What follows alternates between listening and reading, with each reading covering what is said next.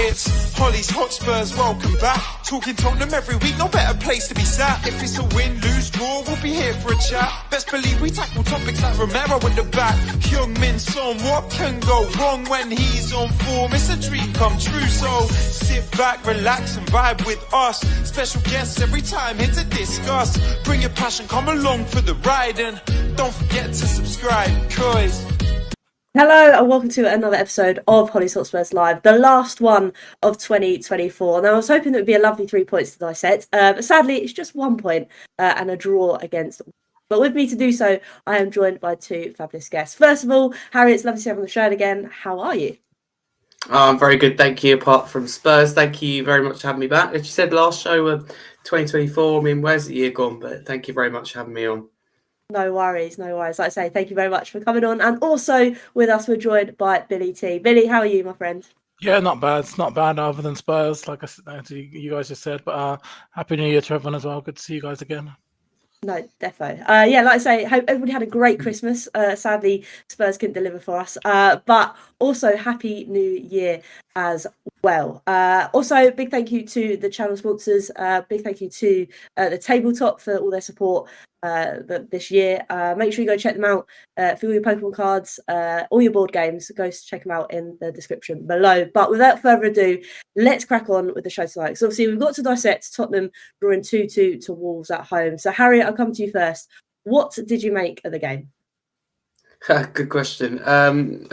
I don't think it was great, to be honest with you. I think that's a bad result, and I think it will leave question marks around Ange Postecoglou and his Spurs future. But I thought that performance-wise, I thought we were okay. I thought first half we were good, to be honest with you. I think we deserved that lead that we had going into the half-time break. But it's the second half that disappointed me, because I felt personally that Wolves dominated in periods. I felt that we didn't play our football. We sat back and compromised that.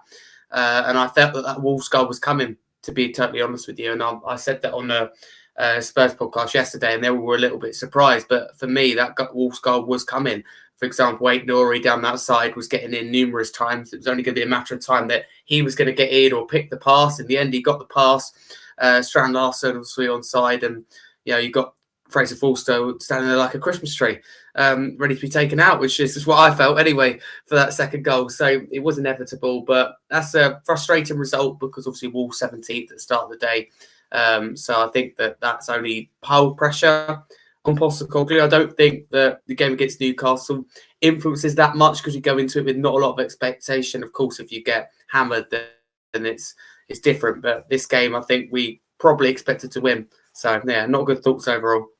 Yeah, it was rather disappointing, and I think as well, Billy, come to you. I think, like Harry's kind of alluded to, that the Wolves goal was coming. It was just the fashion that you thought, oh, here we go, we're going to drop points once again, and we did.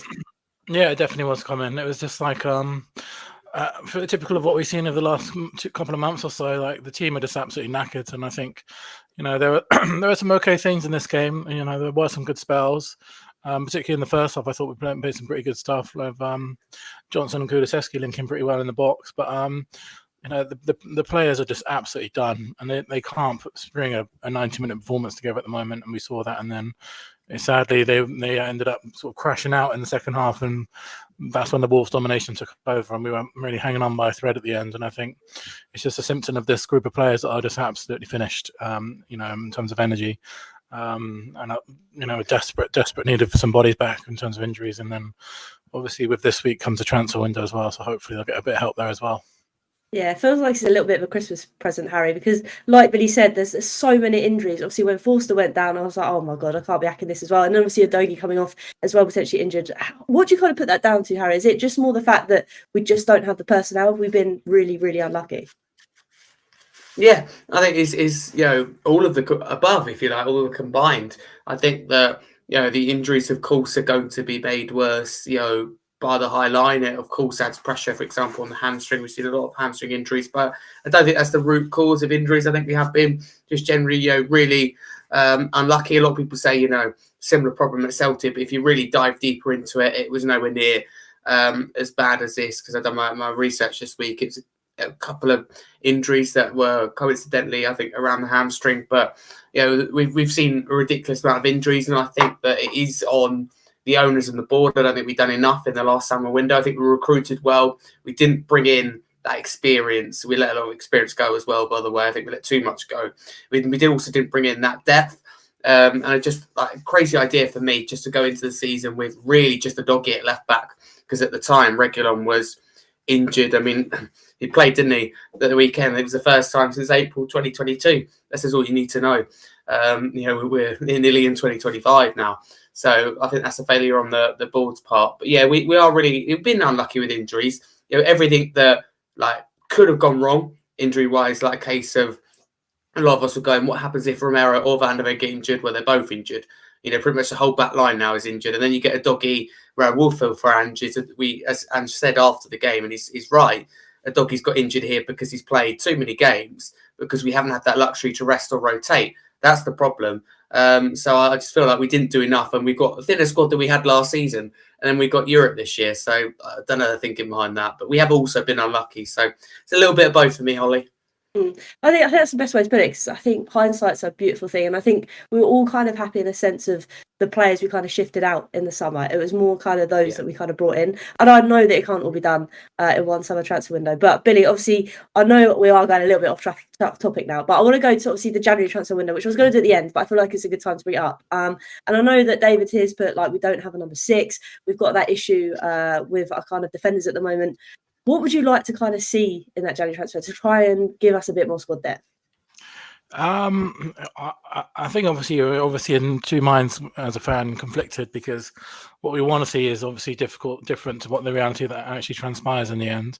Because we need a lot of signings in January.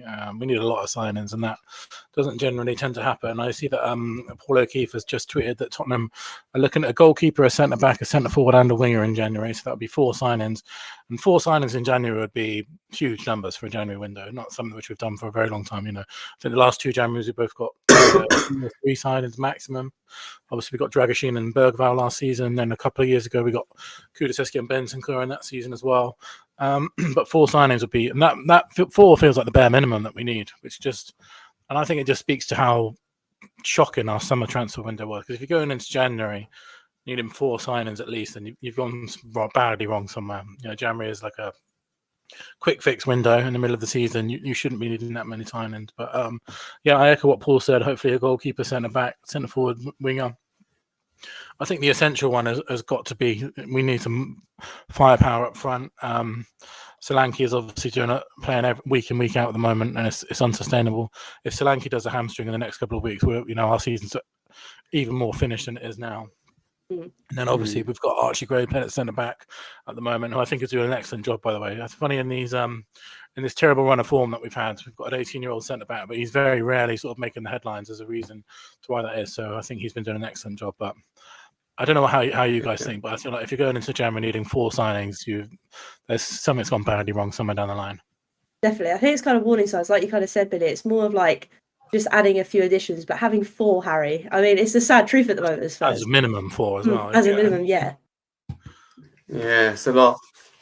It's an awful lot, and it just says that to me that you just didn't do enough previously, and that also you've been very unlucky. I think it's a mixture of both. And you're right to mention there, Hollie. Yeah, we done really well with outgoings in the window, and we brought in really good players. I mean, Billy mentioned there Archie Gray, who we haven't had the luxury really of seeing, certainly not enough, if at all, in his best position in midfield, but has done really well in our crisis at centre back. Solanke, I think you really proved recently the real value of just why we signed him. But as Billy says, I'm worried that we will run him into the ground, and I'm also worried that he won't get the service he needs or deserves to thrive off. I think that he's going to sadly probably get that injury where he's having to play too much minutes and do too much ultimately, with others not stepping up as well. So that is a real worry. But yeah, if you need 4 players in a window, then as Billy said, something's clearly, and as you said as well, something's clearly gone wrong, and that it has. And we not being funny, it sounds like a lot of 4 players, but that is what we need.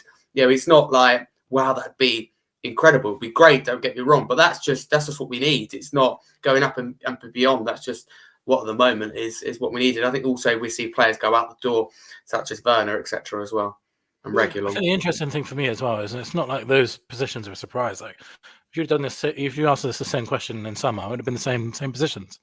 everyone knew that we needed a centre back in summer. We didn't get one. Everyone knew that we needed another forward, another winger. We've got Yang Min Hyuk who's coming in, and he's available to play against Newcastle, which is great. But it's a lot of expectations put on an 18-year-old who's never played in the Premier League. So none of these positions are surprises, and they were exactly the same ones in summer. So the summer window was a real failure for us. And that's the thing. It's kind of, again, I know we said we needed those players, but again, it's been so unlucky with injuries. But also, you've got to prepare for those injuries because you don't know what's going to come. And when you don't have the depth, you kind of shoot yourself in the foot, which we've kind of done. But we'll go back to obviously the game, because in 7 minutes, Harry, it was a brilliantly well worked goal from Wolves. The way they did the free kick, and I just have to hold my hands up and say, fair play. What did you kind of make of their first opening goal?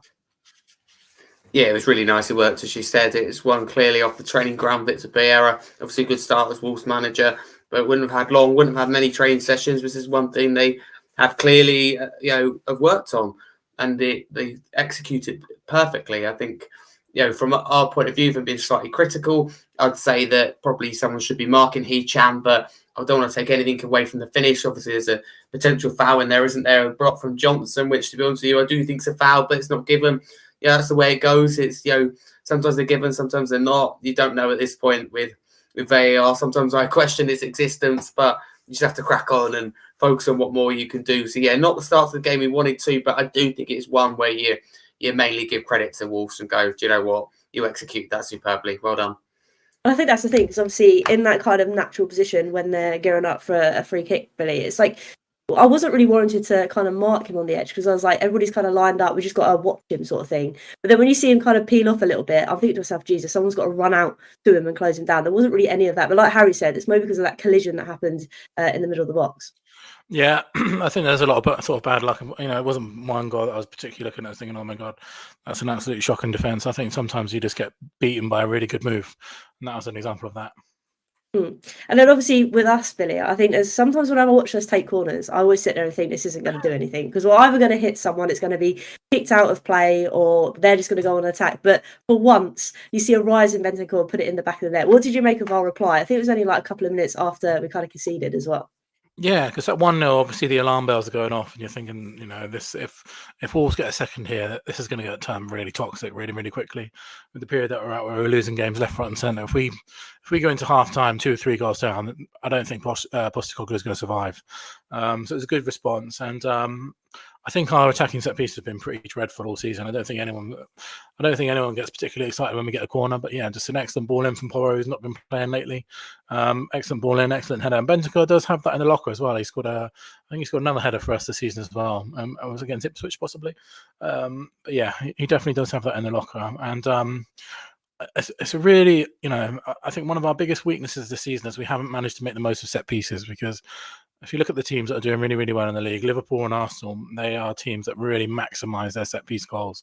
They score them all the time because they have set piece coaches and things. And I'd like to see us, even if I think Andy's against the idea of a set piece coach, but I'd like to see us work on our set pieces a bit more, because it can be such an effective thing. Definitely. And like you said, that's something we should really kind of look to improve come 2025, because again, we've got the players to do so. It's just sometimes that service just isn't right there. But luckily for us, it did work off for Bentancur. I mean, Harry, what have you made? Obviously, Bentancur had his band.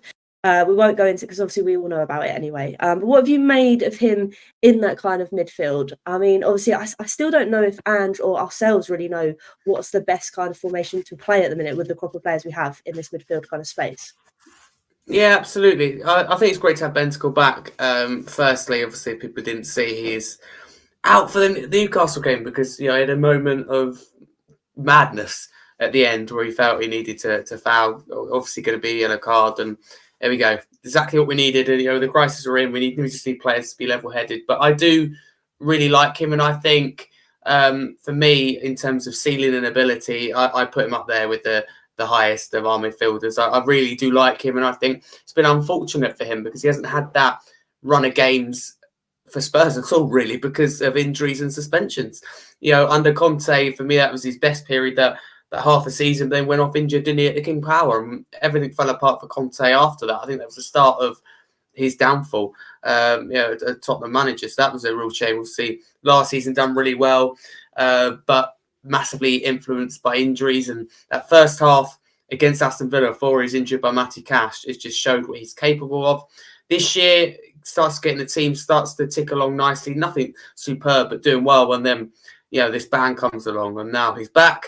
And I thought was really good in this game after a poor game against Forest. And here we are, he's out again. So it's frustrating for him, of course.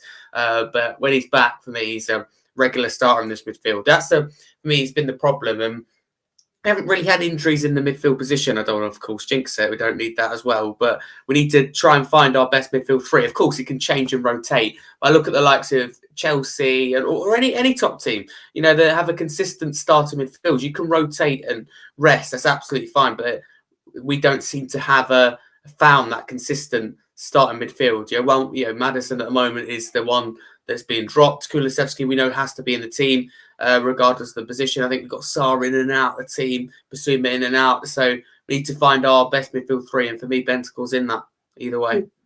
No, great shout. And I'm glad you mentioned Maddison, because Billy, that's who I'm going to move on to. Because obviously there was a bit of argy-bargy on social media with him going to the darts, and then another Spurs player saying you're Wally, all this, and then Maddison coming back saying you're Wally, let me go and enjoy the darts. What have you kind of made of Maddison so far? Because Ange seems to put him in the sides, then brings him out. It's never like that consistency. But is that because we don't really have a consistent midfield that Harry kind of talks about at the moment, in terms of we don't really know what's the best fit at the minute?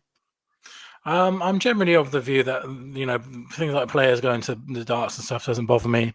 As someone just put in the chat there, I'll definitely be watching Stephen Bunting as soon as this podcast finishes. I can't wait to go and watch the darts later. But I'm not really. I know Ange said after the game that the players have got a couple of days off now, which hopefully is a much needed rest. I'm not really get too worked up about the thing. I'm not particularly sure it's a good idea for one of our vice captains to go around calling fans of Wally on Instagram, but it's just it's one of those things that I don't really read a lot into. I think I said before the game, I think Maddison was really unlucky not to start in this game. I think he's our top scorer in the Premier League. He scored 3 goals in his last 2 starts for us. I would be starting him every game at the moment, and you saw that in that Wolves game. A lot of the frustration when we play a team like Wolves or a team like Forest, we just can't break them down. We don't have the creativity, and Maddison always offers for that. And what I find with Maddison as well is that when we bring him on as a substitute, he doesn't really affect the game as much. He doesn't seem to be able to have the impact he does as a starter. So I'm really sort of frustrated in the fact that he's not starting games. And I think if you look at most of our best performances of the season, like your Man City, your Man United, and those kind of games, are games where Maddison and Kulusevski are starting together, whether that is them both playing centrally or Maddison playing in the 10 and Kulusevski on the right, or even we could try, which I know we've tried once this season, is Maddison on the left wing, which I know that we tried once and it worked quite well. And then he sort of seemed to forget that. But for me, Maddison and Kulusevski should be starting all of our games because they're our 2 most creative players. And I think we do need that, because there's been so many games this season where 8 Premier League goals this season. He's our top scorer as well. I can't believe that he's not starting games. No, I don't think it is Ange being cynical and not playing him this, that, and the other. It just seems weird, like you say, that he was in some sort of form and he hasn't decided to start him. But again, that's probably another headache. Particularly strange because I thought Johnson had a really poor game against Forest as well. I know Johnson did that and did fine in this game, and particularly had a really good first half. Actually, one of his better performances as well. But for me, James Maddison's got to be playing. Definitely sometimes to just get us out of a rut. Like you say, you can just create anything from nothing, and it's just having on the pitch to do that would be quite helpful. But obviously there was a 42 minutes, Harry, we had the pen shout with Sonny taking the pen. Now, I don't know about you, I just had a really bad feeling when he took it, that obviously the long run out, the time he took to take it, and obviously it was saved. What did you kind of make of Sonny's kind of approach to the pen and Sonny in general at the moment? I mean, it's easy to say now, but as you said, I didn't feel confident. It just part of me thought, I actually thought that he would put it wide. He didn't, but he still missed the penalty.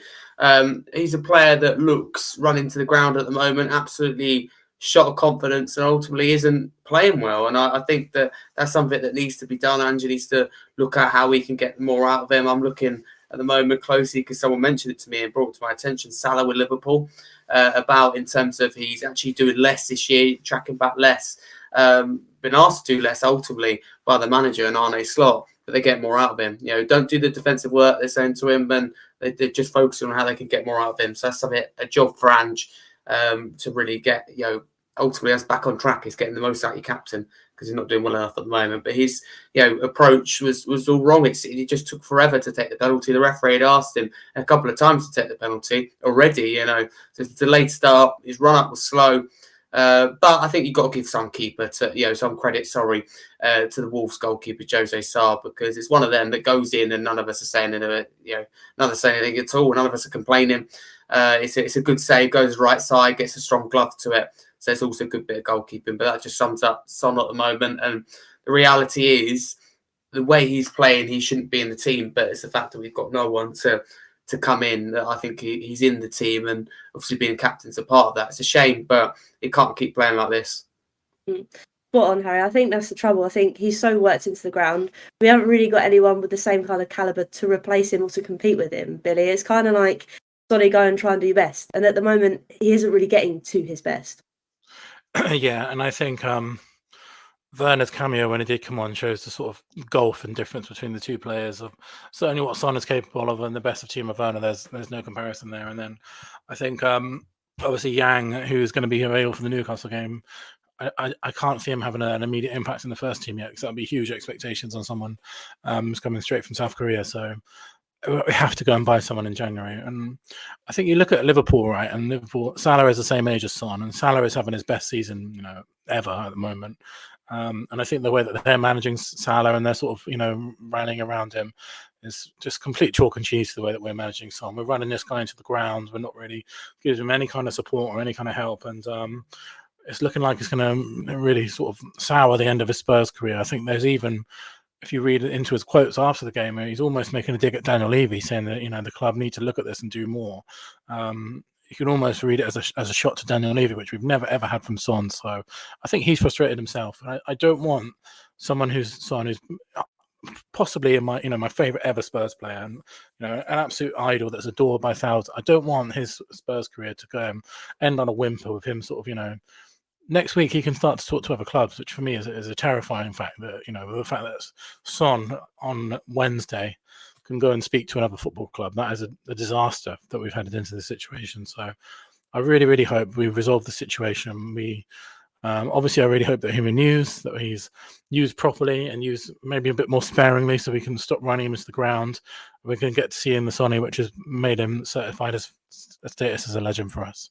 100%. And that's the thing. I think we all love Sonny. And I think it's not, you don't have to be smart to realise that the poor man's been run into the ground, because we don't have that option to give him a rest. We don't have him an option because for me, it's like if you give him a rest, then he'll come back fighting fit, even stronger, even hungrier. At the moment, he's just having to do it week in, week out. Doesn't really have that support. But obviously, before half-time stroke, Harry, we managed to get the obviously second goal. It was a brilliant worked goal from Decky back to Johnson in the back of the net. What did you make of that one? Sorry, good unmute yourself there. No, it was a lovely goal. It was a really nicely worked goal. And as I said, there was good moments in this game, and this was one of them.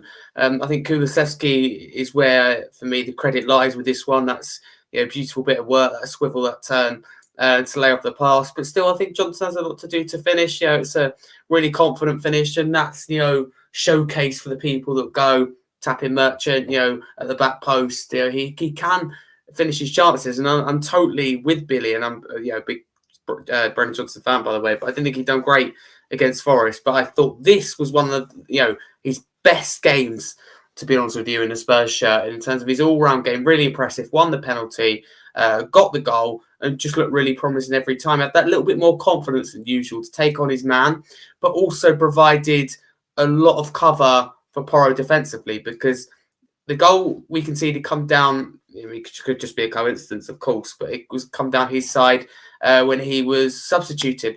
And Johnson doesn't often, for me, do enough defensively as his shift, but he really did in this game. If you look closely, he provided that much needed support for Porro and right-sided midfielder in Kulusevski. They worked really well together as a three, but it was a really nicely worked goal, and that just really represented the first half, which we were really good at. But obviously, as we know, we just couldn't get that third goal, which really cost us. That's the thing. And again, if Sonny's goal goes in, the pen, we're 3-1 up at half time, it could be a totally different kind of story. Sadly, it wasn't. But I'm glad you kind of mentioned Porro, Harry, because Billy, I'm going to come to you because obviously there's been a lot of goals this season. We've kind of conceded down that side. And it's quite interesting, obviously, that Harry's mentioned that when Johnson was on, in this game in particular, that kind of goal kind of threat was stopped. And then in the second half, obviously, late on, it kind of went a bit to pot when Johnson wasn't on the pitch. So, Billy, what do you kind of make of us obviously conceding so late on, but also in the manner, the way we did as well? Yeah, I think again it points to the fatigue in the squad. Like, it was just by the sort of 70th, 80th minute, we were just completely cooked. And Porro, while he's been rotated slightly for Spence in the last couple of games, he's played an obscene amount of games before that. He was when Spence was at the team, he was pretty much playing 3 games a week, 90 minutes, until Ange started to trust Spence a bit more. And I think Johnson going off. Johnson was one of our freshest players because I think he went 3 Premier League games without a start, and then he got back into the team against Forest. So he's a bit fresher, and we lost those legs as well. And I just think it's the same. We've had 14 fit players for this Christmas period, and it really, really shows. It really, really shows. And obviously, I don't really know much about the Wolves squad and how much injuries they've had, but there was a real difference in the amount of energy that they had and the amount of energy that we had. And until we get those players back, maybe with some players in January, then it's going to keep happening. Like our players are really redlining at the moment. I thought Sarr had to miss out on this game because anyone who watched the Forest game knew that he was just absolutely so fatigued. And I think every single one of our players at the moment that plays in these matches, because there's only 14 of them that are fit, are going to fatigue at some point, and we really saw that in the second half. It's just so disappointing because again, it felt first half, like you mentioned, Harry, how maybe not so in control we were, but the fact that we were playing really well and we capitalised it with 2 goals, just couldn't get that other one. And it was kind of like you kind of alluded to earlier, Harry, it was kind of inevitable that Wolves were going to get that goal to go 2-2. Obviously, it's a bit annoying, Harry, because obviously I think we're still searching for our kind of first win in the Prem since the City 4-0 battering. How do we kind of get on from this? Is it as simple as let's bring some troops in the window and see how we get on sort of thing? Good question. Yeah, very good question. I don't know where we go from here. I think it's one of those results that it hurts the manager and it hurts altogether, because if I'm honest with you, it feels inevitable that Ange's time at Spurs will come to an end. I've now kind of come round to accepting that and kind of going, it's a matter for me of when rather than if. And I don't think it should be that way, but I think it's the way that it will be. If I'm in Daniel Levy's position, I look at it and go, right, what I've done recently, over the last however many years, hasn't worked. It wouldn't hurt. Why not give the manager until the end of the season, fully back them in January, and let's see if they can turn it around. If they can't, worst comes to worst, you look for a new manager in the summer. But what I think will happen, if I can predict it, is I think it's going to be a really difficult month for Ange. We've seen all the games. They look really hard. There's North London derby in there. There's a Liverpool semi-final first leg in there. There's Newcastle in there, etc. There's tough games everywhere you look. But I think it's going to be tough for him. And whatever the club decide to do, and they should be stick with Ange, then you need to make sure the manager has the say of the January transfer window. It'd be so Spurs come the end of the month to go, bye Ange, in you come new manager, and you don't like the new signings. That'd be the Spurs thing to do. And I can see happening, around that North London derby, because there's a little break before then. So I think Ange will be under a little bit of pressure. Levy will want to get behind Ange, because I think there's no real managers in the market now that would be willing to leave. A lot of people said, yeah, what about Iriola? What about Thomas Frank? And they're all good shouts, but they're not going to leave their clubs right now when they're doing well. I don't think in the middle of the season, certainly not like that. And they're going to drop everything like that Postecoglou did at Celtic. So I think we get behind him. We bring in troops in January, what he needs, and we reassess in the summer. And then you can say you're giving him 2 full years, because at the moment with the players we've got out, I don't think it would be right. I don't think it'd be right to appoint a 6th manager in 60 years. I think that we need to get behind Postecoglou. I don't think he's perfect, but at the same time, I think our problems lie deeper. That's a great shout, Harry. And that's to me, I don't want to see Ange go, Billy, but I am kind of questioning what's going on. But then I've got in the back of my mind everything that's happened into the lead up to be where we are at the minute. And it's kind of a matter of how long do you kind of wait? But I'm kind of with Harry in the sense that I don't want to stop giving up on Ange Postecoglou, because again, I don't want to be in that situation where we're getting another manager in. So what's your kind of thoughts, Billy? So my kind of thoughts are, typically this is always the point where Daniel Levy gets rid of a manager. This is it. Like, any manager that's been in this bad a form has been sacked by Daniel Levy historically. There's 14 cases of that to go by in 24 years. No manager has ever really been given this kind of grace from a manager, from Daniel Levy. What we've never done, though, is actually said, you know what, rather than sack you, here's some transfer money, here's some players, let's go and fix it together, and let's see what happens. And I personally really hope that we go down that route rather than the sacking route, just because sacking the manager is going to take all the heat off Daniel Levy again. He's going to get a new manager in. You're going to say, right, well, this isn't his season. Let's give him half a season. We'll write off this half of the season. And then he gets pre-season. Oh, right, we're going to give him a full pre-season, see how he does then. Then it gets to his first season. Right, well, it's only his first season. We're going to give him a first season. And then the second season is when, and the second season is going to have a poor second season. Then he's going to get sacked again. We're going to be back here again, answering the same questions that we always seem to answer. So I just want to try something different. I want to stick with something for once, rather than sack at the very first sight of trouble. Let's go for a different approach. Let's give them some players. Let's give them some money and see what happens. And if it doesn't work, then yeah, you can finally say, okay, it's not going to work out with Ange. I think at the moment, my personal opinion, and I love Ange, I absolutely do. I'm struggling to see how he turns it around from here, but I just want to give him a chance to be able to do it for once, rather than not be a question and say, right, let's get rid of him, get a new guy in. He's sat in exactly the same position in 18 months' time.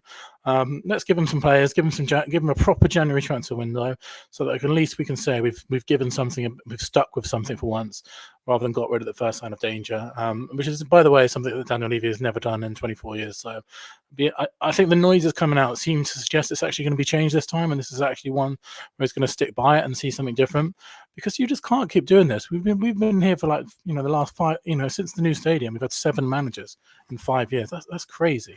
That's more than a manager every single year. You can't keep doing that and expect different results, because nothing's changing. We were here 18 months ago with Conte, Mourinho. It's just the same thing we've seen over and over again. So I want a different approach. I want to stick with something for once. And if it doesn't work, then we can change it. But I just want to give it a go for once. Really, I was listening to you then. I was literally giggling to myself, because I was like, "Yep, it's history repeating itself." Yeah, and like you say, I don't want that to happen many times. And the saddest thing for me, this is a whole other podcast, but the very first time that Pochettino was in this kind of danger, we sacked him.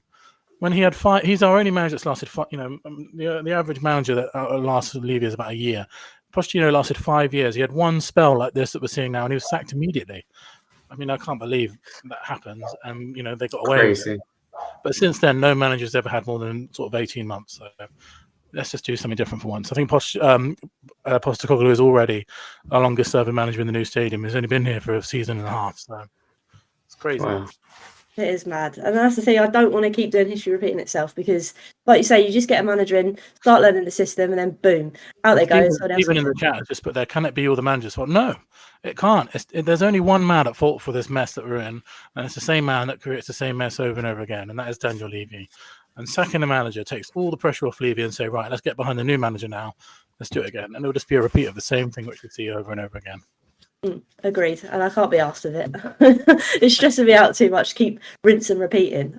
So hopefully Ange does manage to get us back on track. Hopefully January does bring us some troops in to kind of alleviate the players that are injured, and hopefully we can get some more wins under the belt. So definitely. Can I just ask you guys? If you had to make one signing in January, what would be your biggest your New Year's wish for Tottenham? What would be your one sign? Doesn't have to be a player, but what position would you go for? Go on, Harry, you can go first. Oh, thanks. Set me up here. Great question. I think we don't have a problem going forward. I think that we've shown that we can score goals. Yeah, we've done it. 3 goals against Chelsea, 3 goals against Liverpool. 4 goals. Against the champions of their own backyard, we can score goals. There's no problems there. It's defensively that's the problem. So pretty quite boring here, and probably go with the goalkeeper. To be totally honest with you, Vicario is out for a lot longer than I thought. So a top goalkeeper, Gallagher, Liverpool. Still 2 more months of Forster. That's a long yeah, time. 2 more months of Forster, and as I said, he did look like a Christmas tree. If you have a look back at that second goal, he's looked like he ready to be cut and ready to be shredded. So yeah, as far as I'm concerned, it's a goalkeeper, which I think fuels confidence in the back line. Good shout. I'll probably go with. I know we spoke about Son and we want to give him a rest and that we need another forward, but I'm kind of with Harry in the sense that we can get goals from other positions in the pitch, which again, you want Son to have a rest, as we've spoken about, but I know that we can score goals, like Harry said. I'd probably have to go with a left back. I think the amount of hamstrings we've seen Udogie have. Yes, we know we've got players that can play there. By But the way, you didn't even mention the fact that we played Reggie on in this game. What was that about? Yeah. No. I think with Reggie, it's kind of the year done of and Reggie on dusted. playing left back. Absolutely not. So that's who I'd kind of go for. But Billy, I'm going to spin it on you and Uno reverse it. Who do you want in January? Yeah, I think left back is a shout. I think they're both good shouts, to be honest. I hope we get both of those positions. Yeah. I'm probably going to have to say centre back just because, Archie Gray has played a ridiculous amount of games at centre back, Dragishin. And I just think we're at a point now where we have to be really, really careful with Mickey van der Ven because he's getting a hamstring injury sort of every half a season at this rate. So I would really like a left-sided centre back to come in so that we don't have to keep playing an 18-year-old number 6 in centre back. Good shouts. But no, guys, it's been amazing. All of the above is the answer, though. Yeah, absolutely. I don't think our shopping list is going to have enough paper for it, though, unfortunately. But we'll have to wait and kind of see what happens and hope and cross our fingers that Daniel Levy decides to choose down the right path this time, rather than what we've seen happen over many years in the past. But it's been amazing tonight to dissect that Wolves game and more. We'll go around the table, say our goodbyes. So, Harry, thank you once again for joining me tonight. Where can everyone find you doing your thing? Yeah, thank you so much for having me, Hollie. Make sure people that you are subscribed to Hollie Hotspurs, as we go into a new year. So thank you very much for having me once again. I like making the occasional appearance on here, so it's very nice. Thank you for having me. If you want to follow me, you can at Harry Scarf 22, a football content creator and YouTuber across the socials, your TikTok, your X or Twitter, if you like. Also have my own YouTube channel and podcast, Scarfy Spurs Talk. The Spurs podcast is every Monday night, 7:45 p.m. So literally as I'm finishing with you here, we're on dissecting what I call it, that Wolves dross, if you like, and previewing Newcastle. There's a nice way of putting it. So yeah, do come over. That'd be massively appreciated. But yeah, do make sure you subscribe to Hollie's channel. Amazing. Thank you, Harry. Make sure you go check out Harry's show after this one. And Billy, again, it's been amazing having you on. Where can everybody find you doing your thing as well? Yeah, just Billie T on Twitter. And it's just an honor to come on both your guys' shows, actually. I think I'm on Harry's show midweek as well. Love going on both your guys' show and always happy to support what you guys are doing. So thank you for having me. Legend. Thank you both. And also thank you to everybody that's been in the comments that's obviously been watched the show this year during 2025. Really, really appreciate it. We'll be back, 2024. We'll be back in 2025 for more content and hopefully we'll have some nice shows we'll get to talk about Spurs wins and hopefully maybe a trophy in 2025. But I'm going to touch wood because I don't want to jinx it. But like I say, thank you again for all of your support. And like we always say, until next time, I want you Spurs.